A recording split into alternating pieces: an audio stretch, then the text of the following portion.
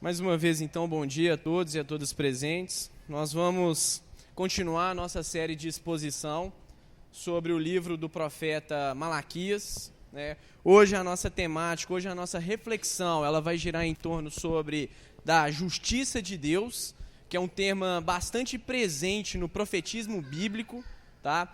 Principalmente nesses profetas que estão retornando, né, daquele contexto do exílio babilônico. Mas antes vamos pedir a graça de Deus para que o Espírito Santo venha iluminar o nosso coração, para que nós possamos entender aquilo que Deus quer falar para a nossa vida nesta manhã. Deus, nós te pedimos, em nome de Cristo Jesus, que a Tua palavra possa achar um terreno fértil no nosso coração, que nós possamos ouvir a Tua palavra, viver a Tua palavra e ensinar a Tua palavra onde quer que nós venhamos estar. Que nesta manhã a Tua palavra possa ser cada vez mais ministrada sobre as nossas vidas, por isso que nós clamamos a atuação do Teu Espírito aqui neste momento, para que Ele possa nos conduzir a compreendermos o sentido da Tua palavra e a verdade que o Senhor quer nos revelar nesta manhã. Em nome de Jesus, Pai. Gostaria que vocês abrissem a Bíblia de vocês, no capítulo 2 do livro de Malaquias. Nós vamos ler a partir do verso 17 até o capítulo 3, o verso 6. Aqui nós temos uma prática que é muito comum nas igrejas reformadas, nas igrejas históricas, de desenvolvermos uma pregação expositiva do texto bíblico, porque nós acreditamos que, através da exposição, né, da narrativa bíblica, a comunidade ela se torna cada vez mais apta a ficar sensível à palavra de Deus e a se arrepender de acordo com a palavra de Deus. Então nós temos esse hábito aqui, já pregamos vários livros aqui dentro dessa proposta e vamos continuar, né, com essa proposta. E aí esse texto que nós vamos ler, ele trabalha muito com essa questão da temática da justiça de Deus. O tema da justiça é um tema bastante importante no mundo contemporâneo, nos dias de hoje, tá? Principalmente pelo aumento da violência, da segregação, da intolerância religiosa ou não, do desenvolvimento cada vez mais profundo e gritante dos fundamentalismos, seja na ciência, seja na religião, seja na política, principalmente no contexto do qual nós estamos inseridos, Brasil, que está totalmente polarizado entre esquerda e direita e o meio termo aí, né? Mas essa questão da justiça é um tema muito discutido na filosofia, a minha área, na teologia também a minha área, ciência da religião, história, sociologia, psicologia, enfim, né? E muitos começam a questionar a Deus a partir dessa temática da justiça. Pô, mas se Deus é bom e se Ele é justo, por que tem o mal? Por que tem a miséria? Por que tem a fome? Na verdade, esse questionamento ele não é novo. É um questionamento antigo dentro da tradição filosófica e da tradição teológica. Mas é algo que está presente, porque cada vez mais, quando nós fazemos uma simples análise da sociedade, né, nós percebemos cada vez mais o mal crescendo, o mal imperando sobre a vida de muitos. É só você ver jornal, que a maior parte das notícias que são passadas no jornal fala alguma coisa ruim. Só que as Escrituras nos ensinam uma outra proposta para refletir sobre a justiça, ou para falar sobre a justiça. E não tem nada melhor do que na Bíblia para falar sobre justiça do que os profetas. Os profetas são, na verdade, portadores da justiça de Deus. E é muito importante nós compreendermos a temática ou a proposta da qual os profetas vão desenvolver toda a justiça no contexto veterotestamentário, no contexto do Antigo Testamento, porque é essa tradição profética de ensino que Jesus vai pegar. É nessa tradição que Jesus vai proferir os seus ensinamentos no contexto do Novo Testamento. E aí a gente, ao analisar toda a narrativa bíblica, e aqui nós vamos expor o livro de Malaquias, então nós estamos falando do contexto específico do Antigo Testamento, mas que vai ser refletido no contexto do Novo Testamento, uma das coisas que os profetas mais gostam de apresentar, e Malaquias também, é que Deus é justo. É que Deus é justo e que num determinado momento, naquilo que eles chamam grande e terrível dia do Senhor, a justiça dele vai ser instaurada, a justiça dele vai ser implantada. E aí nós podemos compreender a justiça de Deus como a própria vontade de Deus, o próprio querer de Deus em estabelecer os seus princípios normativos de acordo com o seu caráter. E quando nós entendemos então que o pecado é quando você desenvolve uma vida que não está em conformidade com a lei de Deus, nós compreendemos então que quem está nessa prática anda contrário à justiça, se torna injusto a partir da narrativa do texto bíblico. Eu poderia aqui apresentar várias definições de justiça à luz da filosofia, mas não é essa a proposta. A proposta é nós compreendermos então o que Malaquias vai falar de justiça. O que os profetas vão falar sobre justiça? E é em cima desse discurso profético que nós temos que colocar a nossa vida. Porque os profetas estão aqui como aqueles que vão comunicar o ensino de Deus, a vontade de Deus, os oráculos de Deus para o povo de Deus.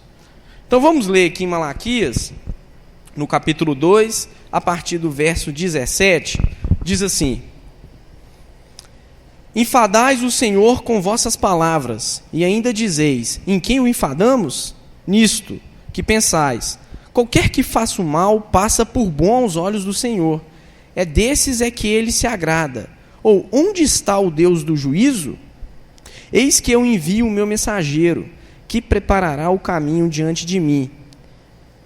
De repente virá ao seu templo o Senhor, a quem vos buscais, o anjo da aliança, a quem vos desejais. Eis que ele vem, diz o Senhor dos Exércitos. Mas quem poderá suportar o dia da sua vinda?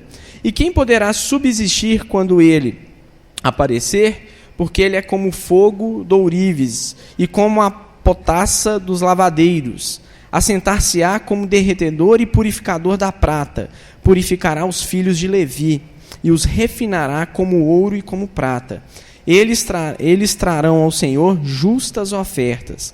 Então, a oferta de Judá e de Jerusalém será agradável ao Senhor, como nos dias antigos e como nos primeiros anos. Chegar-me-ei a vós outros para juízo. Serei testemunha veloz contra os feiticeiros e contra os adúlteros e contra os que juram falsamente e contra os que defraudam o salário do jornaleiro ou do trabalhador e oprime a viúva e o órfão e torce o direito do estrangeiro e não me temem, diz o Senhor dos Exércitos, porque eu, o Senhor, não mudo.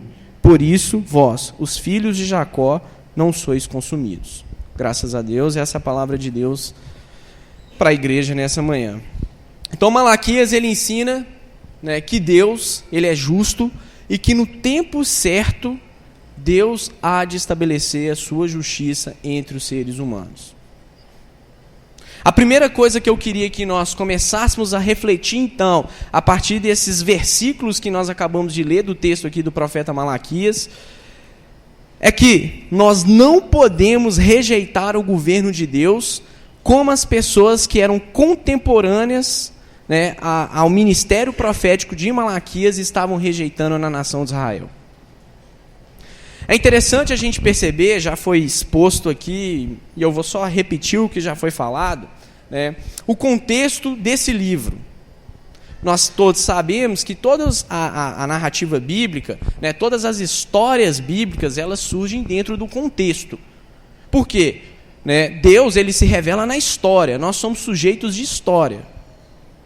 Tá? O ser humano está situado dentro de um tempo e dentro do espaço. E nessa história da qual Deus está revelando, ele está sempre revelando para quem? Deus está se mostrando para quem? Revelação é o ato de Deus se tornar conhecido para os seres humanos. E nesse ato de Deus se fazer conhecido, ele faz um convite para que a humanidade possa conhecê-lo. E nesse convite, então, mediado na graça e no amor do Evangelho de Jesus Cristo, Deus, então, vai se relacionando no decorrer da história, por isso que a revelação de Deus ela é progressiva, com os seres humanos. E aí, um dos momentos, então, dessa revelação de Deus, é esse contexto aqui do qual Malaquias foi chamado por Deus a proferir a palavra de Deus, mediante a lei, para aquela sociedade de Israel, principalmente, né, de Jerusalém, que já tinha retornado do contexto do cativeiro babilônico, né, há alguns anos, algumas décadas já, e que estava ali, né, não vivendo de acordo com o ensinamento da lei. E tanto que a gente está vendo na exposição de todo aqui o livro de Malaquias, um dos problemas mais sérios é a corrupção que os sacerdotes estavam realizando na estrutura cultica de Israel. Porque era a estrutura religiosa de Israel que iria definir toda a visão política, toda a atuação daquela pessoa no mundo. E os sacerdotes tinham esse papel central ali. E aí Deus então levanta Malaquias para que Malaquias possa colocar o dedo na ferida. E aí aqui a gente vê então as pessoas começam, como está no verso 17, acompanha aí na sua Bíblia, fazendo um questionamento para Deus. E Malaquias traz isso, olha, enfadais o Senhor com vossas palavras, e ainda dizeis, em que o enfadamos? Nisto, que pensais, qualquer que faça o mal, passa por bom aos olhos do Senhor, e é desses é que ele se agrada. Ou, onde está o Deus do juízo? As pessoas então estavam começando a questionar a justiça de Deus. As pessoas estavam duvidando de fato de que Deus era justo. As pessoas queriam que Deus punisse, aquelas pessoas que estavam ali em torno, presentes ali em Jerusalém, queria que Deus punisse as nações que viviam em torno de Israel, pelo fato de Israel ter sido levado anos atrás para o cativeiro babilônico em 586 e em 587 a.C. E eles queriam que Deus agisse de forma punitiva dentro da compreensão deles de justiça. E aí então o Malaquias ele começa a questionar esse conceito de justiça que aquelas pessoas estavam tendo, porque elas estavam exigindo algo de Deus, mas estavam longe da aliança de Deus. Elas não estavam seguindo as orientações que o Pentateuco falava, que todas aquelas pessoas que andavam conforme a aliança mosaica deveriam seguir. Então o sacerdote ele estava num processo de depravação moral grandíssimo, enorme. As pessoas de Israel também. E aí, a forma como aquelas pessoas estavam vivendo era como se fosse um ateísmo prático. Não buscavam orientação de Deus para suas vidas, no cotidiano, de todos os dias, nem falavam de Deus, mas queriam que Deus agisse de forma justa dentro do conceito deles de justiça. Aí Malaquias está falando, vocês nem sabem o que é justiça, vocês nem sabem o que é o bem, porque o justo e o bem vocês estão longe dele. E uma coisa que é importante nós compreendermos, que vai aparecer em toda a estrutura do ministério profético, e os profetas denunciam isso, denunciam a idolatria do coração humano, é que na grande parte da história de Israel, a nação de Israel, na sua maioria, não seguiu ao Senhor. A nação de Israel, na sua maioria, adorou a Baal. É tão interessante isso, que o modelo de profetismo bíblico é a figura de Elias. E Elias é levantado por Deus para lidar com qual problema dentro da estrutura de Israel? Com a idolatria a Baal. Não sei se vocês já leram a história, quando Elias começa a realizar o seu ministério profético, a primeira coisa que ele fala é que não vai chover. Por quê? Porque a crença que se tinha é que a chuva quem produzia era Baal. Baal tinha uma relação sexual nos ares com Astarote, que era uma outra divindade. O sêmen de Baal caía e fertilizava a terra. A maior parte da nação de Israel era camponeses. Eles dependiam da terra. Elias chega, não vai chover durante 3 anos. Elias, então, é o modelo do profetismo. E Malaquias vem, então, carregando o espírito de Elias. Não só Malaquias, mas todos os profetas. E aí ele coloca de novo, ele traz em evidência de novo, como a nação de Israel estava longe dos caminhos do Senhor. E é interessante nós percebemos porque o povo, tanto o reino do norte e aqui especificamente o reino do sul, Deus puniu a nação de Israel, levando para 2 cativeiros. O primeiro cativeiro, o reino do norte foi levado em 721, 722 a.C. para a Assíria, e aqui o contexto mais específico é o povo retornando do cativeiro babilônico, onde nós tivemos 3 investidas da Babilônia no reino do sul, e a principal foi em 586 e em 587, onde que muitos judeus foram levados cativos para a Babilônia. E esse povo está voltando. E era para esse povo o quê? ter se arrependido dos pecados os quais geraram a consequência deles terem ido para a Babilônia. E aqui nós percebemos o quê? Que esse povo então não entendeu nada da justiça e da pedagogia de Deus. Aqui nós estamos percebendo que quando Malaquias traz aqui, olha, onde está o Deus do juízo, era como se fosse uma expressão hoje, olha, Deus não existe. Eles estavam questionando não só a justiça de Deus, mas a própria existência de Deus. Meu irmão e minha irmã, não duvide do controle de Deus sobre a história. Não duvide do governo de Deus sobre a história. Porque isso é um tema recorrente nas Escrituras. Isso é um tema teológico caríssimo para a sua fé e para a sua compreensão de quem Deus é a partir do rosto de Jesus. E essas pessoas aqui, elas não estavam compreendendo isso. Era muito comum, então, para algumas pessoas não quererem seguir o padrão moral de Deus e começarem a questionar a justiça de Deus. Deus, ele está no controle de todas as coisas, quer você queira, quer não. Ele está restabelecendo a ordem no mundo com a sua justiça. E a justiça de Deus não é a nossa justiça. Nós temos um conceito de justiça muito atrelado à noção que o Império Romano desenvolveu de justiça, como punição no primeiro ato. A justiça de Deus não é punição no primeiro ato. O N.T. Wright fala muito isso. A justiça de Deus tem a ver com Deus reestabelecer a ordem no mundo, com Deus reestabelecer a beleza no mundo, com Deus reestabelecer o amor que foi perdido no mundo. E Malaquias está chamando a atenção dessas pessoas aqui para isso, está chamando a nossa atenção aqui para isso. Deus está reestabelecendo a ordem no mundo em Cristo Jesus. O sentido da vida ele foi tirado, ele foi perdido, e é Deus que está trazendo isso de novo em Jesus. A esperança, então, cristã nos faz compreender que Deus irá destruir todo o mal. Só que a agenda de Deus não é a nossa agenda. O tempo de Deus não é o nosso tempo. Deus está convergindo a história para o fim que Ele vai dar. E nós já sabemos o fim que Deus irá dar para a história, porque o fim foi antecipado no meio, quando Jesus morre na cruz e ressuscita. Ali a gente já sabe como é que vai ser o fim. E Malaquias vai descrevendo isso aqui posteriormente. Então, mesmo que você possa estar passando por um momento de dificuldade, por um momento de tribulação, por uma angústia muito grande sobre você, confie em Deus.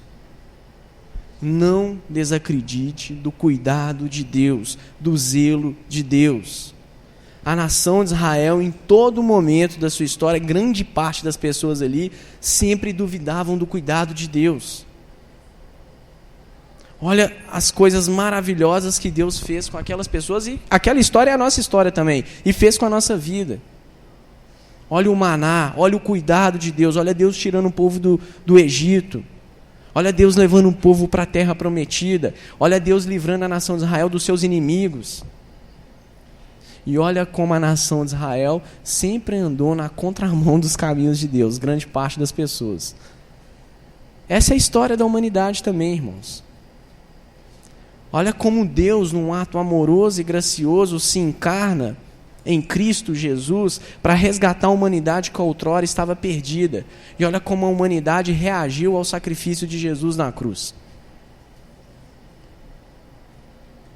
Por isso que o nosso relacionamento com Deus, ele é pautado pela graça, que é a disposição do coração de Deus em amar quem não merecia ser amado.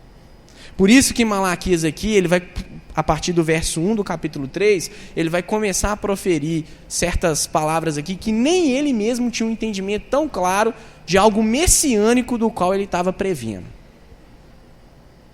Porque o nosso relacionamento com Deus não é baseado na nossa justiça, mas é baseado na justiça do Filho de Deus. E isso é maravilhoso, porque não tinha nada do qual nós pudéssemos fazer que nós obteríamos o favor divino. Jesus fez tudo por nós.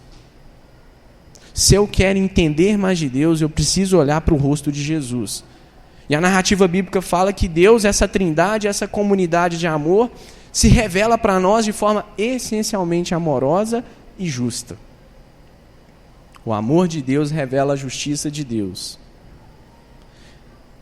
E se você quer entender o amor, uma das definições bíblicas mais bonitas de amor é a entrega, é a autodoação. Olha como o pai entrega para o filho na relação da trindade, olha como o filho entrega para o pai e ambos entregam para o Espírito. E olha como o filho se entregou por nós.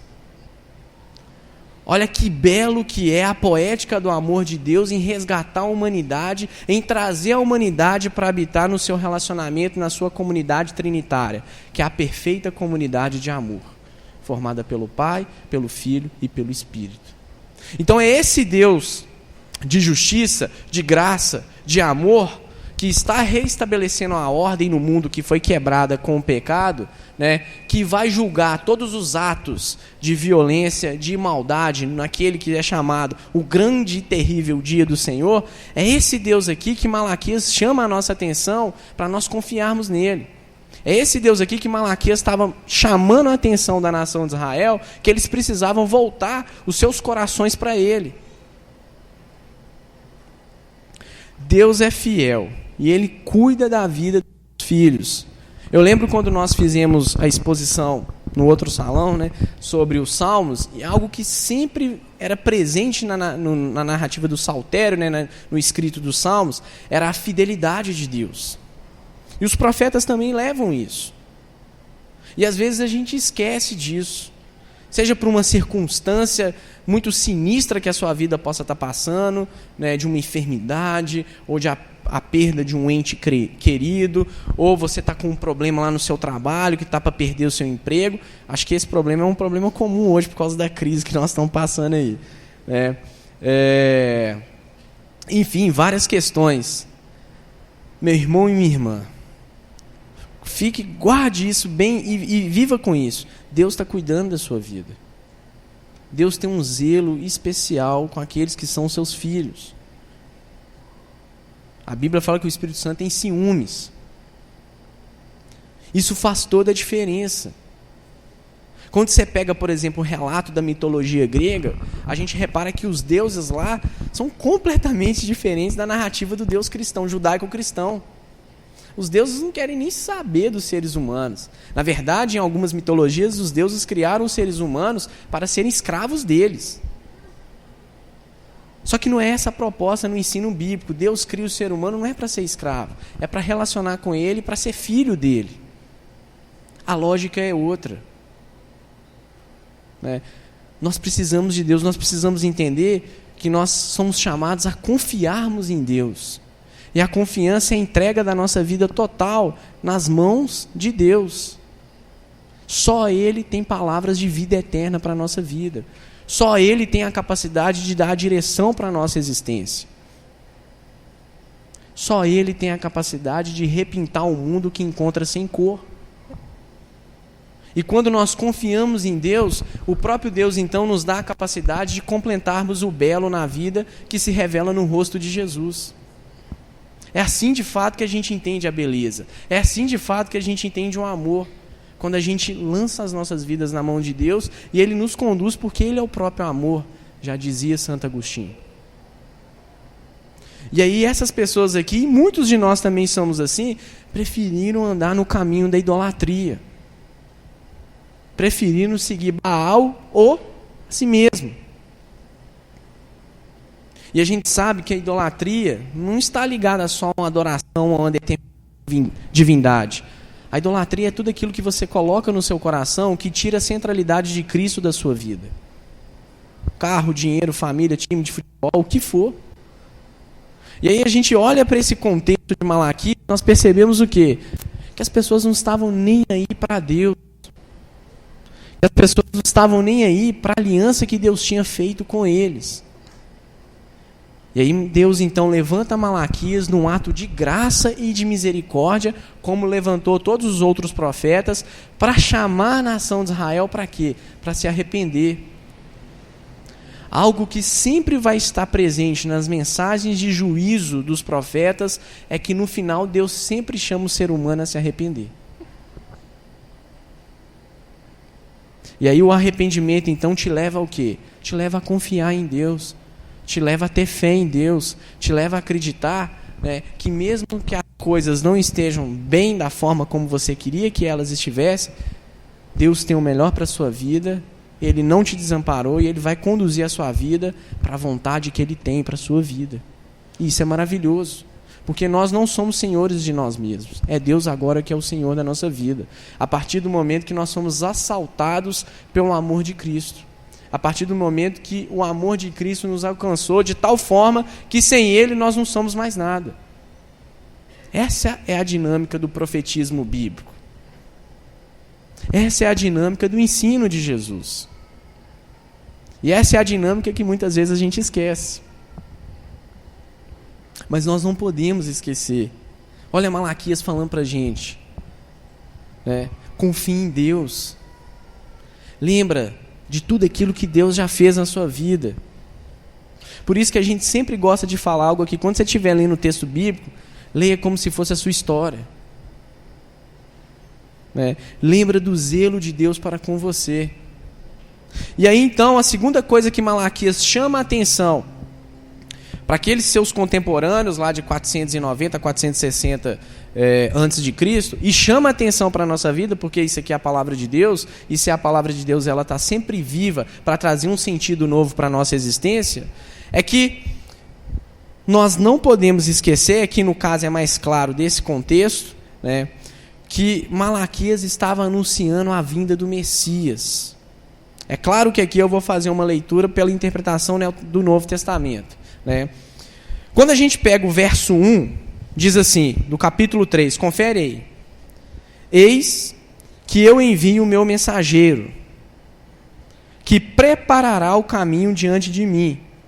De repente virá ao seu templo o Senhor, a quem vos buscais, o anjo da aliança, a quem vos desejais.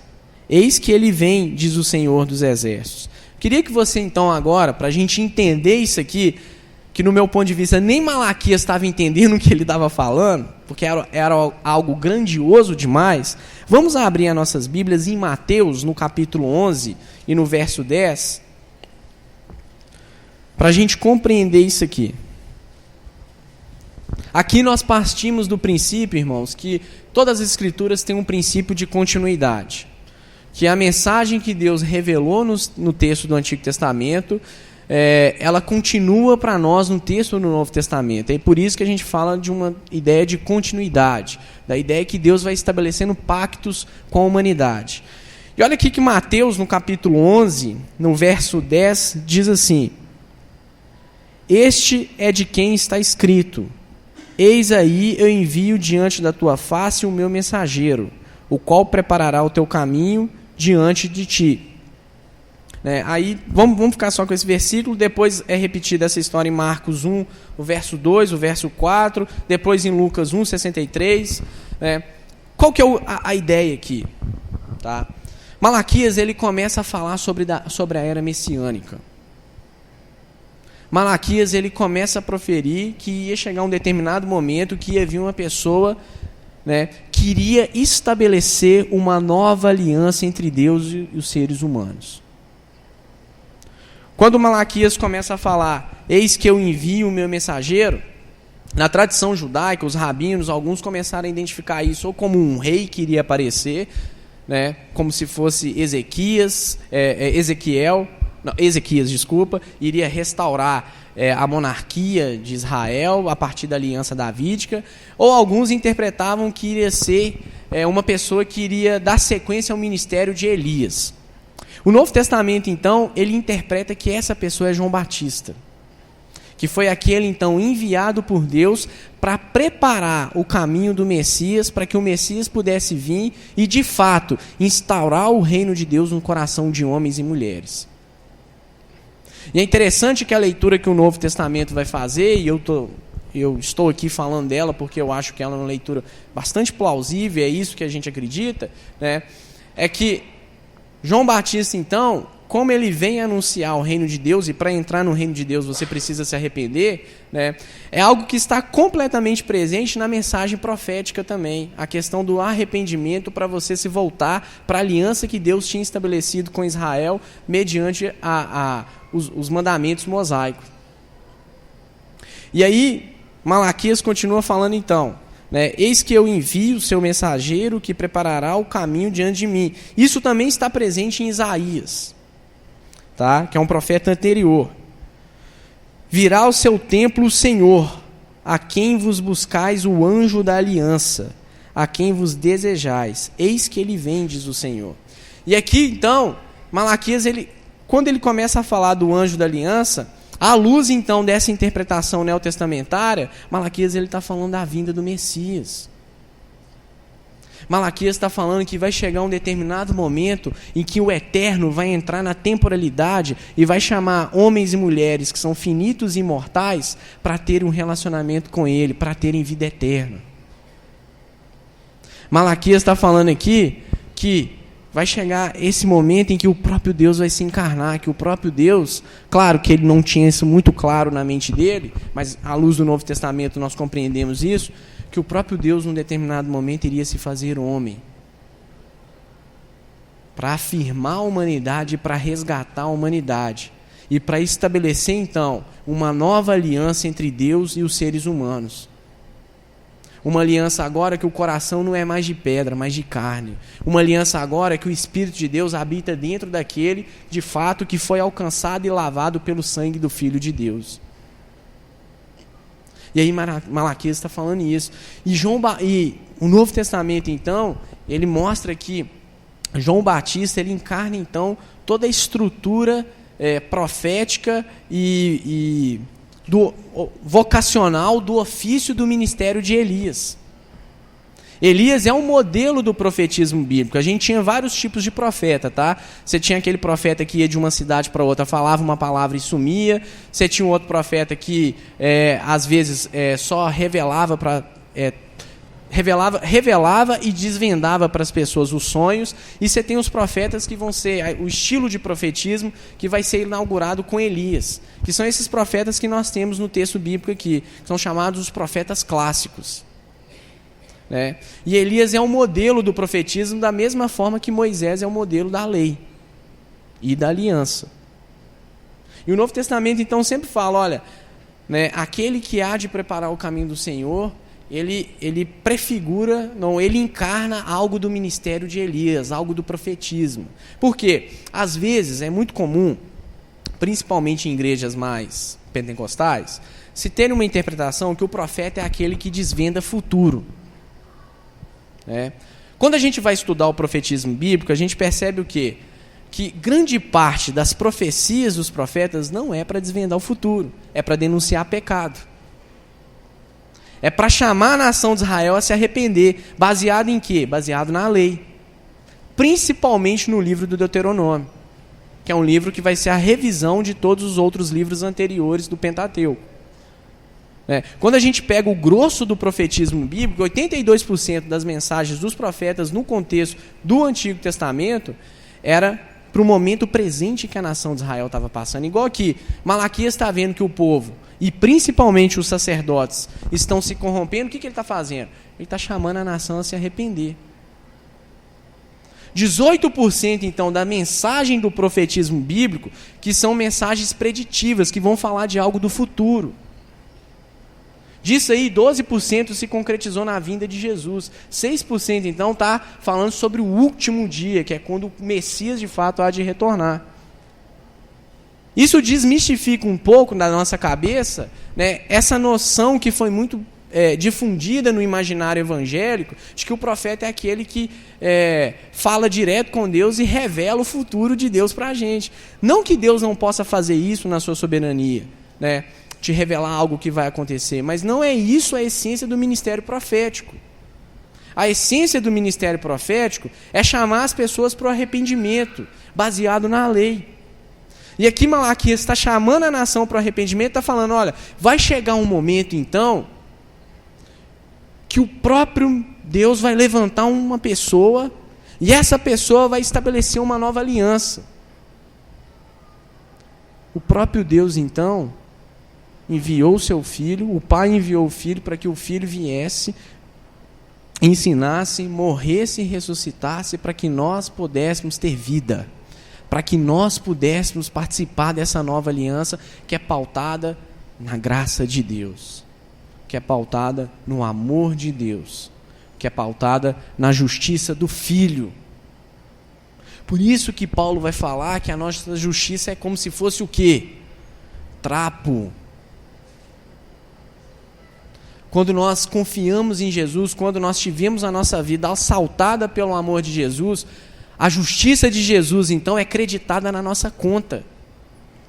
Nós só passamos a ter justiça porque a justiça de Jesus está sobre nós. Por isso que nós não temos méritos, irmãos e irmãs. O mérito é de Jesus. Por isso que é graça. Por isso que é um favor imerecido. Por isso que a gente fala que a justiça de Deus foi aplacada no Filho.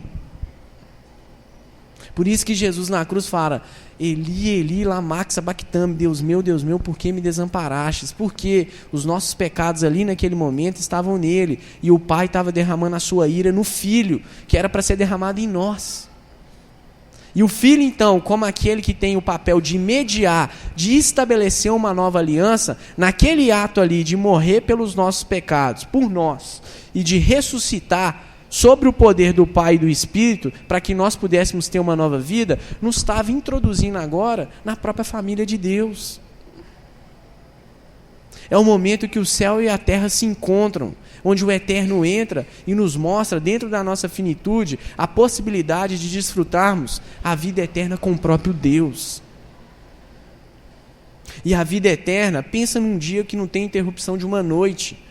É um dia que dura. Mas aí você pode falar: não, mas que algo enfadonho. Não é, porque se Deus é eterno, na eternidade então, Ele vai estar sempre revelando um conhecimento novo dEle para nossas vidas. E isso é para sempre.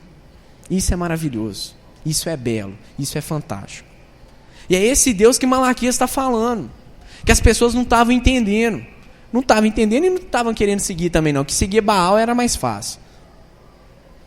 E aí ele está chamando: gente, vocês precisam voltar, o seu coração para o Senhor.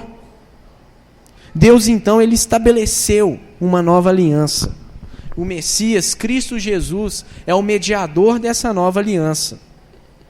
E aí por isso que Malaquias fala no verso 3 e continua, quando o Senhor vier, Ele vai purificar, Ele vai condenar, mas com a sua misericórdia, Ele vai, Malaquias estava falando aí, Ele iria preparar o caminho para a sua vinda, como João Batista foi sendo visto no texto do Novo Testamento, como aquele que preparou o caminho do Messias, em anunciar o que? O reino de Deus, em anunciar o que? Arrependimento.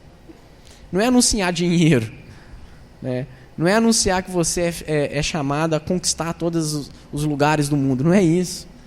É anunciar o senhorio de Cristo e mostrar que nós só conseguimos entrar num relacionamento com Deus mediante duas coisas que são o combustível da vida cristã e da espiritualidade cristã: o arrependimento e a fé. Não tem outra maneira de você estabelecer um relacionamento com Deus sem essas duas questões. Porque o arrependimento te mostra quem você é. Pascal já falava isso ao analisar o evento da cruz. Você não é tão bom da forma como você acha que é. E a fé te mostra agora em que você tem que acreditar. E o que você se tornou a partir do momento que você se arrependeu. Por isso que as duas coisas andam juntas na vida cristã. E você se arrepende para quem? Para Cristo. E você tem fé em quem? Em Cristo. E aí Malaquias é muito claro falando: olha, vamos ler aqui, confere na sua Bíblia aí, a partir do verso 2, ele fala assim, do capítulo 3: mas quem poderá suportar o dia da sua vinda? E quem poderá subsistir quando ele aparecer? Porque ele é como fogo de ourives e como a potassa dos lavadeiros. Assentar-se-á como derretedor e purificador da prata. Purificará os filhos de Levi e os refinará como ouro e como prata. E eles trarão ao Senhor justas ofertas. O que ele está falando? Que Deus, nessa nova aliança, há de purificar o seu povo, há de restaurar o seu povo. Né? E aqui ele fala, olha, Deus há de purificar os filhos de Levi, os sacerdotes. O ministério sacerdotal estava completamente corrompido, completamente destruído. E aqui nós podemos fazer uma aplicação que isso tem a ver com o quê?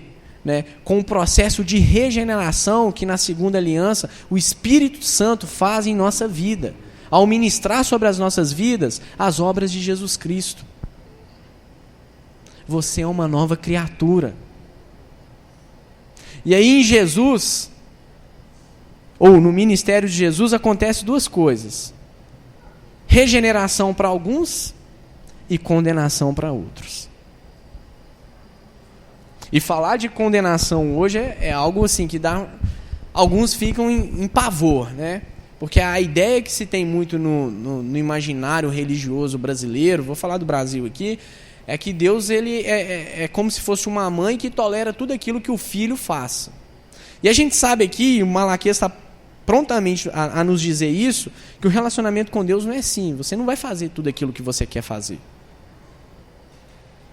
Você faz aquilo que Deus te chama a fazer. Né? E falar de condenação hoje, para alguns, é algo muito violento, é algo muito medieval. Mas isso vai estar presente na própria boca de Jesus, no próprio ensino de Jesus. Por isso que se a gente quer compreender cada vez mais o ensino de Jesus, leia os profetas.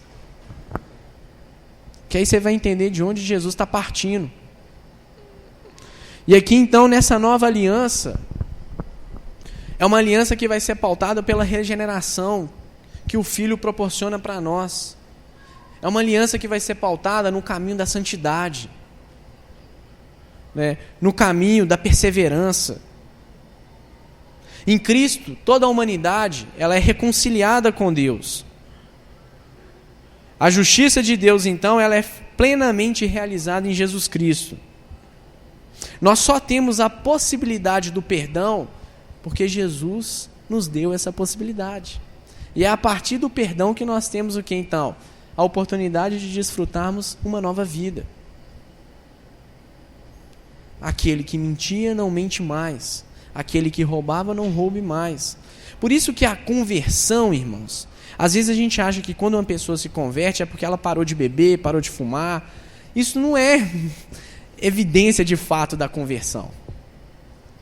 Parar de beber e fumar, qualquer um pode parar, mas a evidência de fato de uma pessoa que foi assaltada pelo amor de Cristo é a mudança de caráter que o Evangelho de Jesus Cristo gera na vida daquela pessoa.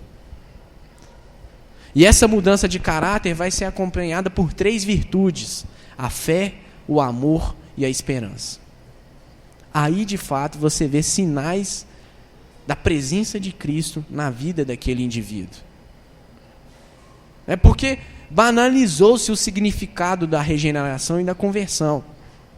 Como se fosse assim, que Deus se revelasse para nós completamente num padrão, regras morais, e que se a gente seguisse essas regras morais, nós nos tornaríamos convertidos. É claro que tem as regras, mas você segue a regra porque Deus te faz seguir ela. Né? Mas acontece algo anterior, o seu coração foi transformado para seguir. Aí que você vai entender, então, que você é chamado a viver uma nova vida. Malaquias está falando isso aqui. Olha, vocês têm que entender que esse dia, então, que o anjo do Senhor vai vir, ele vai vir para purificar o povo de Deus. Ele vai vir para restaurar o povo de Deus. Ele vai vir para dar uma nova vida para o povo de Deus. É por causa, então, de Cristo que nós temos a vida. E a vida eterna. O último ponto, então, que eu gostaria de refletir com vocês aqui nessa manhã, a partir do verso 5 e 6 aqui do capítulo 3, é que Deus, então, Malaquias vai apresentar a Deus como justo. Olha o que ele começa falando no verso 5 do capítulo 3. Confere aí. Chegar-me-ei a vós outros para juízo. Serei testemunha veloz contra os feiticeiros, e contra os adúlteros, e contra os que juram falsamente, e contra os que defraudam o salário do trabalhador ou do jornaleiro, em algumas versões, e oprimem a viúva e o órfão, e torcem o direito do estrangeiro. E não me temem, diz o Senhor dos Exércitos, porque eu, o Senhor, não mudo. Por isso vós, os filhos de Jacó, não sois consumidos. Alguns estavam, como eu falei para vocês, alguns estavam acusando Deus de ser injusto, porque Deus não tinha destruído as nações que tinham levado Israel para o cativeiro e que no decorrer da história de Israel tinham investido militarmente contra Israel várias vezes, as nações que viviam em torno de Israel. E aí Malaquias, então, ele começa a descrever, não, a ação de Deus é diferente disso aí que vocês estão compreendendo. Até porque vocês não entenderam nada. Até porque o coração de vocês está longe, né, da aliança, dos ensinos de Deus. E aí o que para alguns será processo de restauração, para outros será processo de condenação. E aqui ele começa a falar então, né, que o Senhor vai ser testemunha e juiz para julgar alguns casos específicos. Ele começa falando no verso 5, olha, eu serei testemunha e juiz contra os feiticeiros, contra aqueles que estavam introduzindo em Israel práticas religiosas que não faziam parte da crença que o povo deveria ter em Deus. E esses eram principalmente quem? Os sacerdotes, gente. Há uma corrupção latente e gritante no ministério sacerdotal. E aí ele continua. Contra os adúlteros, foi exposto semana passada a questão do adultério, que é muito recorrente na narrativa de Malaquias. Contra os que juram falsamente, contra os que defraudam o salário do trabalhador.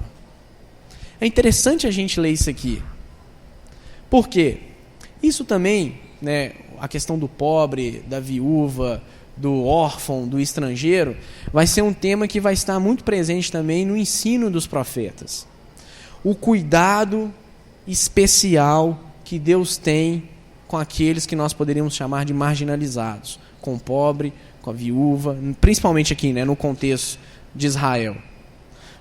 Isso mostra um zelo especial que Deus tem com aqueles que são menos favorecidos. Isso aqui é algo que está não só em Malaquias, mas em Miqueias, Amós, Oséias, Isaías, no Deuteronômio, em outros livros do Antigo Testamento e no contexto do Novo Testamento também. Deus se revela às margens, irmãos. Como diz meu amigo Igor Miguel, né, Deus se revelou na periferia do mundo. E ele se revela como servo, para falar para os marginalizados, para os oprimidos, que o reino de Deus era para eles também. Porque a crença de muitas religiões antigas era que os pobres, as mulheres e os escravos eram gentes inferiores dos quais os deuses não se preocupavam com eles. E aqui a gente percebe o contrário. Em Jesus é isso pior ainda, né? Porque Jesus vem como pobre. Não oprima o seu irmão.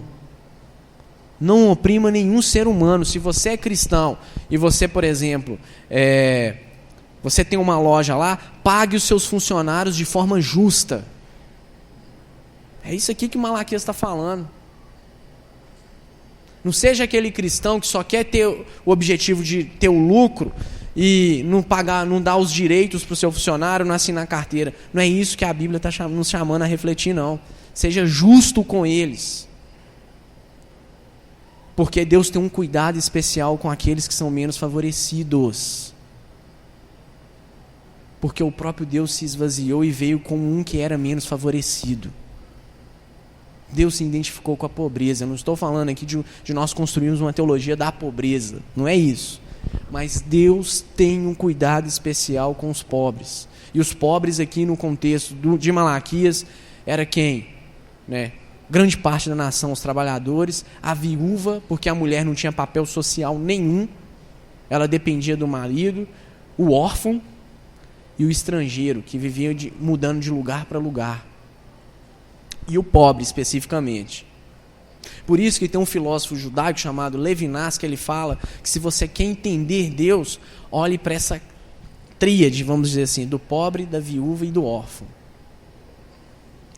Porque Deus se revela, né, no rosto dessas pessoas para que nós, né, como pessoas que fomos alcançadas pelo amor de Cristo, possamos ser resposta de Deus para a vida desses que são menos favorecidos. Por isso que aqui está falando da justiça de Deus.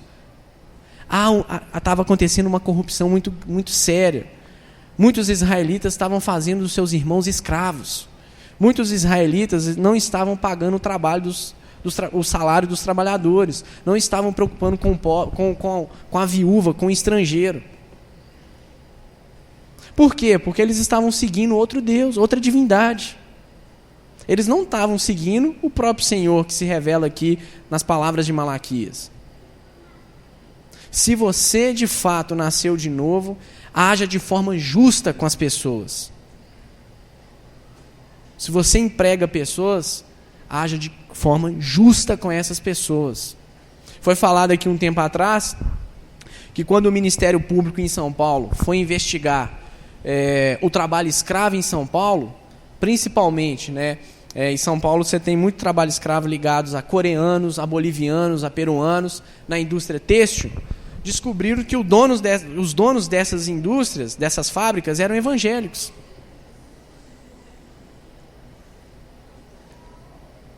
Isso é vergonhoso, irmãos.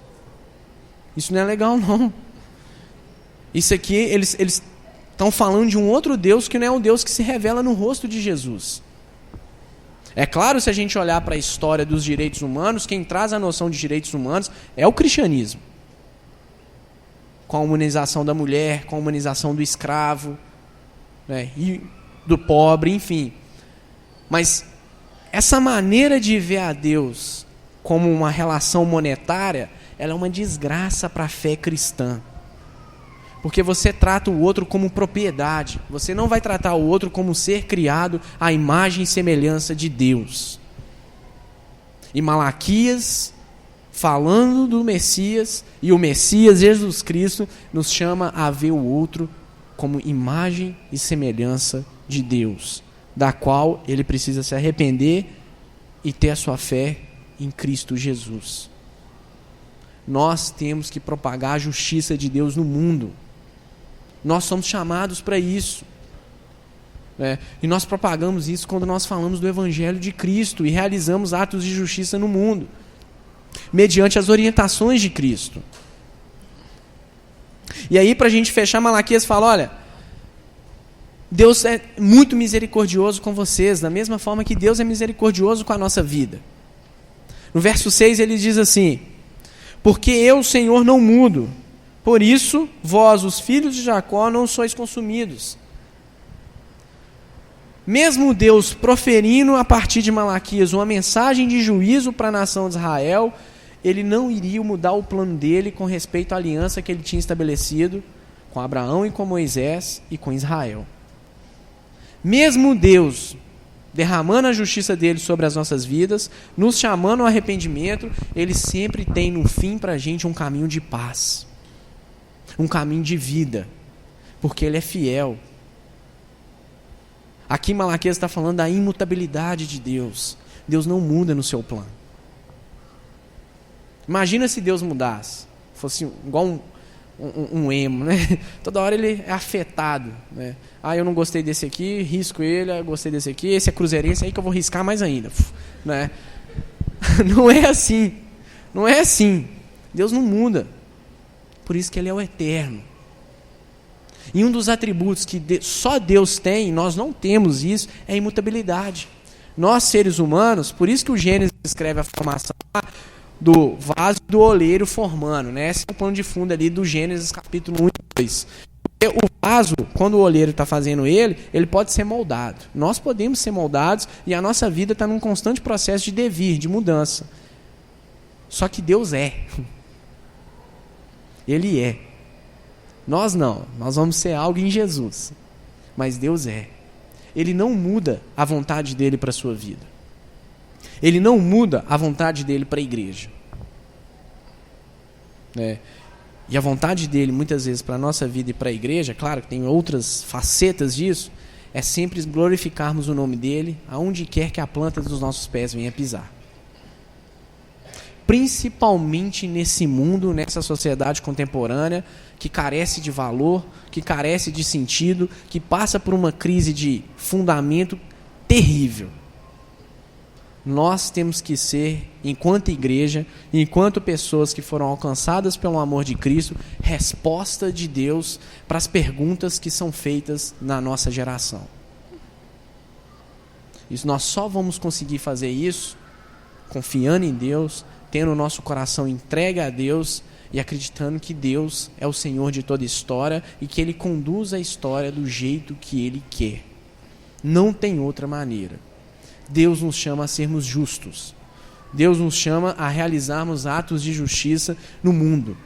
Que nós possamos, da mesma forma que Isaías fez no seu chamado, eis-me aqui, Senhor, envia-me, que nós possamos virar para Deus e falar: Senhor, eis-me aqui, mesmo com a minha mazela, com meus pecados, eu quero ser um instrumento de propagação do Teu reino e da Tua graça no mundo da qual o Senhor me colocaste. Me use da Tua forma.